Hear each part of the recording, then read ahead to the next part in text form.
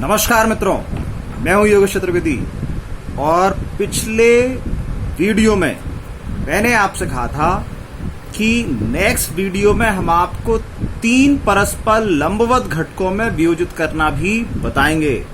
Friends, आज हम देखने वाले हैं कि यदि सदिश को 3 परस्पर लंबवत घटकों में वियोजित करना है तो कैसे किया जाएगा। देखते हैं फ्रेंड्स, यह है हमारा वेक्टर ए। पिछले वीडियो से आप ये सीख चुके हैं कि यदि इसको 2 परस्पर लंबवत घटकों में वियोजित करना हो तो हमको 2 अक्ष लेनी पड़ती हैं, एक्स अक्ष और वाई अक्ष, और इन अक्षों के अनुदिश हम इस ए के 2 कंपोनेंट 2 घटक बनाते हैं जिसको ए एक्स और ए वाई नाम देते हैं। तो यदि मैं इसको 2 घटकों में वियोजित करूं तो एक्स अक्ष की दिशा में कंपोनेंट हुआ ए एक्स, दिशा हुई आई कैप एक्स अक्ष की।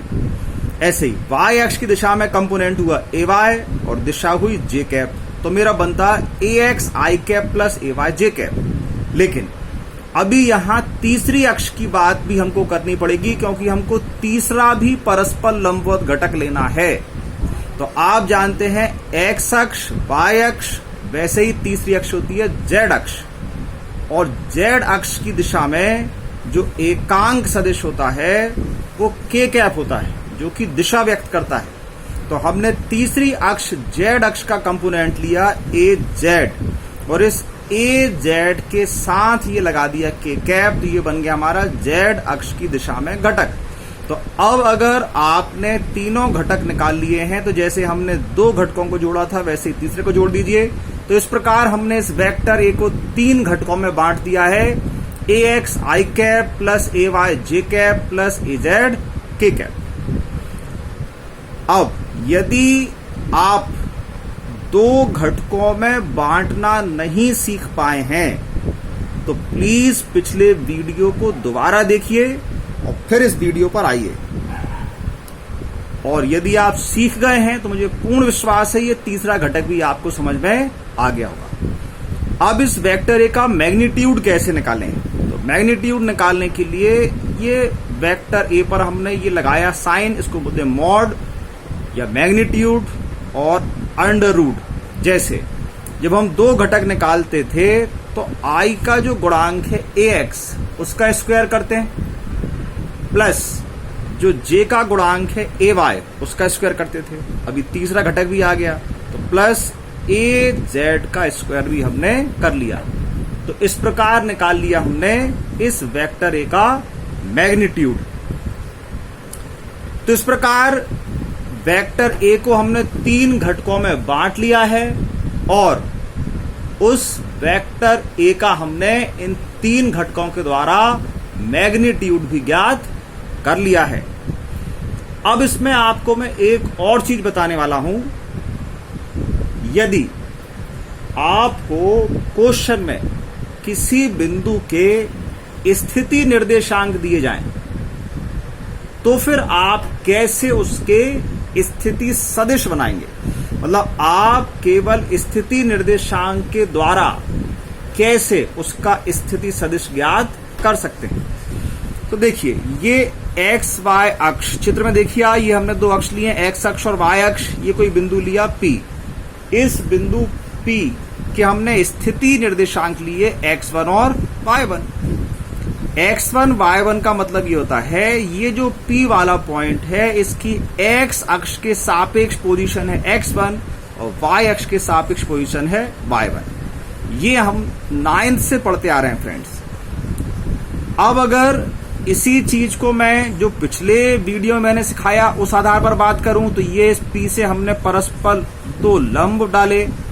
तो x अक्ष पर लंब इस पॉइंट पर टच हुआ तो O से लेकर इस पॉइंट तक की दूरी x1 कहलाई, और यहां पर जो लंब डाला है वो O से लेकर इस पॉइंट तक की दूरी y1 कहलाई। तो तरीका अलग अलग हो गया लेकिन चीज वही है। तो जब हमको P के निर्देशांक दिए x1 और y1 तो ये जो हमारे x1 और y1 है यही 2 कंपोनेंट हैं। जैसे यहाँ ax और ay 2 कंपोनेंट थे, ऐसे ही यहाँ पर x1 और y1 कंपोनेंट है। तो जब इस P को हम वेक्टर फॉर्म में लिखेंगे, इसका स्थिति वेक्टर लेंगे, पोजीशन वेक्टर लेंगे, तो OP कहलाएगा वो, OP, ये वेक्टर OP। अब स्थिति सदिश को दिखाया जाता है वेक्टर R से, तो ये लिया हमने वेक्टर R1, और यहां जब इसको कंपोनेंट के रूप में रिजॉल्व करके लिखा तो x1 i कैप, क्योंकि x1 x अक्ष की दिशा में है, plus y1 j cap, y1 y अक्ष पर है। और इसका मैग्नीट्यूड निकालें तो ये mod of vector R1 under root, यही फॉर्मूला था, x1 का स्क्वायर प्लस y1 का स्क्वायर। ऐसे ही यदि कोई पॉइंट Q होता जिसके स्थिति निर्देशांक x2 y2 होते, तब हम क्या करते? तो फिर वही काम, OQ, ये हो गया वेक्टर OQ, वेक्टर R2 से दिखा रहे हैं हम इसका पोजीशन वेक्टर, इसके x वाला कंपोनेंट है x2, तो ये x2 i कैप, y वाला कंपोनेंट है y2, तो ये जो y2 है यहां पर, यहां कहीं दूरी पर आ जाएगा, y2 j कैप। तो इसका जब आप मैग्नीट्यूड निकालेंगे तो ये मैग्नीट्यूड दिखाया जाता है इस लाइन से, ये दो साइड लाइन खींचकर ये जो सिंबल है वो मैग्नीट्यूड का है, परिमाण का है। फिर वही काम, अंडर रूट i का गुणांक मतलब x2 का स्क्वायर प्लस j का गुणांक y2 का स्क्वायर। अब अगर आपको यहां पर तीनों अक्षों के सापेक्ष यहां स्थिति निर्देशांक दिए होते, जैसे x1 y1 z1 होता, तो यहां x1 प्लस ये y1 plus z1 k cap और साथ में आता, और अंडर रूट प्लस z1 का स्क्वायर मॉड के अंदर जब ये निकालते जब ये बना जाता है। तो अब आप समझ पा रहे होंगे कि हम ये काम करते कैसे हैं। अब यदि मान लीजिए इस P के ही मैं यहां ऐसे मान लूं कि इसके स्थिति निर्देशांक 2 3 है पोजीशन, तो आप यहां पर इसको क्या लिखेंगे, 2 i cap plus 3 j cap. अब समझ पा रहे हैं आप? और इसका जब हम मैग्नीट्यूड निकालेंगे तो रूट 2 स्क्वायर प्लस 3 स्क्वायर, जब इसको सॉल्व किया जाएगा तो ये कैसे हो जाएगा आपका, जो है 4 प्लस 9 रूट 13। तो आप समझ गए, ये जो आया वो आ गया इस वेक्टर R1 का मैग्नीट्यूड। अच्छा, इसमें एक चीज और ध्यान रखिए, यदि यहां मैंने जो 2 3 लिया है, यदि 2 -3 लेता तो ये माइनस के 3 होते, लेकिन जब इसका स्क्वायर करते तो वो -3 का स्क्वायर होता, -3 का स्क्वायर प्लस 9 ही होता, तो तब भी ये दोनों ऐड होते, जुड़ते, ये घटते नहीं, ये ध्यान रखना। ठीक है, अब मुझे उम्मीद है आप ये समझ गए होंगे। अब ऐसे ही विस्थापन सदिश देखिए, यदि कोई वस्तु किसी समय P पॉइंट पर थी और कुछ समय पश्चात Q पॉइंट तक पहुंच गई, तो उसने विस्थापन कितना तय किया, PQ, P से लेकर Q तक। विस्थापन के लिए या डिस्प्लेसमेंट के लिए मैंने आपको एक फॉर्मूला बताया था स्थिति सदिश के रूप में कि फाइनल माइनस इनिशियल। तो फाइनल पोजीशन थी हमारी Q, इनिशियल थी P, तो Q वाले का पोजीशन वेक्टर था वेक्टर R2 और P का था वेक्टर R1। तो vector R2 minus vector R1, अब वेक्टर R2 की वैल्यू ये थी, ये लिखिए, R1 की वैल्यू ये लिखिए। अब इसके ब्रैकेट को सॉल्व करिए, दोनों माइनस में जाएंगे, i कैप आप बाहर निकाल लीजिए, तो x2 minus x1 j cap बाहर निकालो, तो y2 माइनस y1। तो इस प्रकार ये हमारा डायरेक्ट फॉर्मूला आ गया। तो अब अगर मान लीजिए हमसे ये कहा जाए कि यहां पर जो P वाले पॉइंट की पोजीशन है वो 2 3 है और Q वाले पॉइंट की जो पोजीशन है वो 3 2 है, ठीक है। तो अब अगर ये x1 2 3 समझ पा रहे हैं आप, और y ये x1 की वैल्यू 2 ली थी, y1 की वैल्यू 3 ली थी, तो इसको कुछ और चेंज करके लेने, क्योंकि ये x में कम हो गया है, ठीक है, तो इसको हम 1 ले लेते हैं, ये 1 और ये y की वैल्यू यहाँ 3 है, ऊपर जाएगा तो और बढ़ जाएगा, इसको और बढ़ा लेते हैं, 1 4 कर लेते हैं, यह लिख देते हैं 1 4, ये हमने इसके लिए पोजीशन बनाई, यहां तक इसकी वैल्यू जो है वो x2 है, और यहां जब लेंगे तो यहां तक की जो वैल्यू है वो y2 आ जाएगी। हमने मान लिया कि इस x2 इसके लिए 1, ये x1 था 2, ये y1 था 3, तो इसके ऊपर निकलेंगे तो 4। तो अब अगर ये दो पोजीशन हमारी हैं तो ऐसे ही अब हम डायरेक्ट यहां से क्या दिखाएंगे, तो आप ये तो सीख गए स्थिति सदिश। अब मैं विस्थापन सदिश बताने वाला हूं डायरेक्ट इन पॉइंट के द्वारा। तो देखिए यहां पर रखकर देखिए, ये हो जाएगा आपका वेक्टर s x2 की वैल्यू, ये x2 की वैल्यू ली हमने 1 माइनस x1 की value 2 i cap plus y2 की वैल्यू 4 माइनस y1 की वैल्यू 3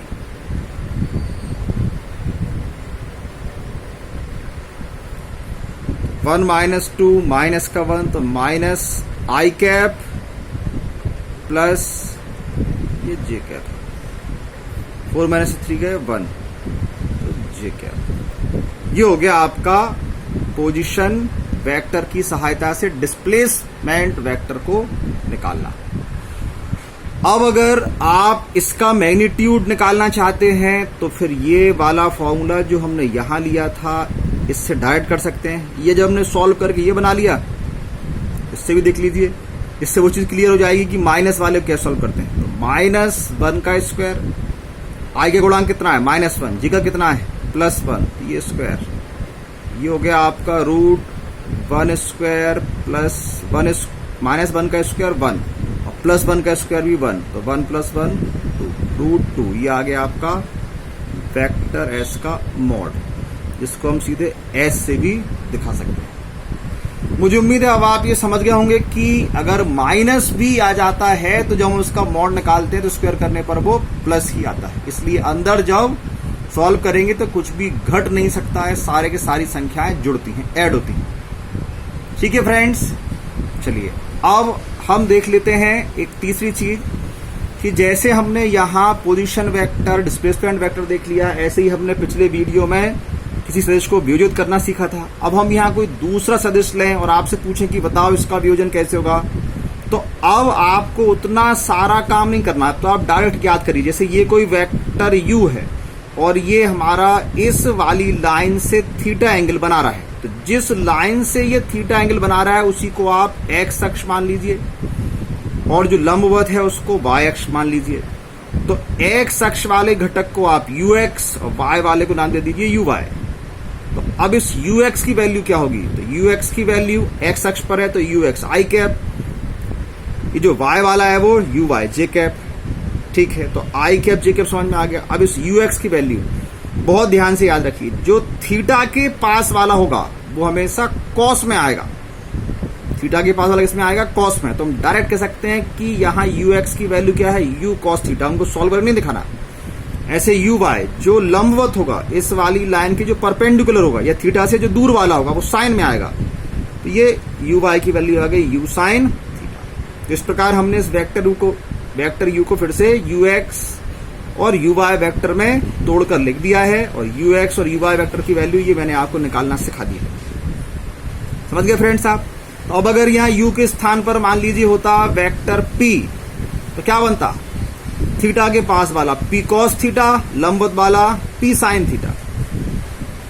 समझ पा रहे हैं? अब अगर यहां पर और कोई भी वेक्टर ऐसा हो, कैसा भी डायरेक्शन कैसा भी हमको मिल जाए, जैसे यहां एक और एग्जांपल लीजिए। मान लीजिए ऐसी स्थिति बनी है कि ये एक वेक्टर दे दिया आपको और ये वेक्टर है आपका वेक्टर v, और ये इस वाली लाइन के साथ थीटा एंगल बना रहा है।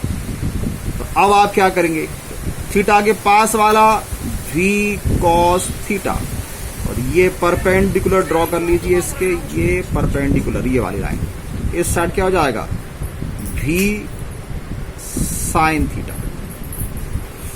समझ गए आप। जरूरी नहीं है कि अब ये बिल्कुल सीधी ही एक्स अक्ष है, वो तो जहां से भी आपको थीटा एंगल बनता हुआ दिख रहा है उसके सापेक्ष, उसकी दिशा में हमेशा कॉस में आएगा। तो v के घटक हो गए v cos थीटा और v sin थीटा। जब आप इसको लिखेंगे तो वेक्टर v किस में टूटेगा, vector vx plus vector vy में, और vx और vy की वैल्यू हमने निकाल ली तो वेक्टर v क्या बन जाएगा, vx वाला cos में, तो v cos theta i cap plus v sin theta j cap. तो मुझे उम्मीद है कि अब आप किसी सदिश को वियोजित करना बहुत अच्छे से सीख गए होंगे। फिर मिलेंगे फ्रेंड्स किसी नेक्स्ट वीडियो में, फिर बहुत अच्छा सा कोई टॉपिक लाएंगे, इंपोर्टेंट टॉपिक लाएंगे। तब तक क्या करना है, हाँ बहुत मन लगाकर पढ़िए। नमस्कार।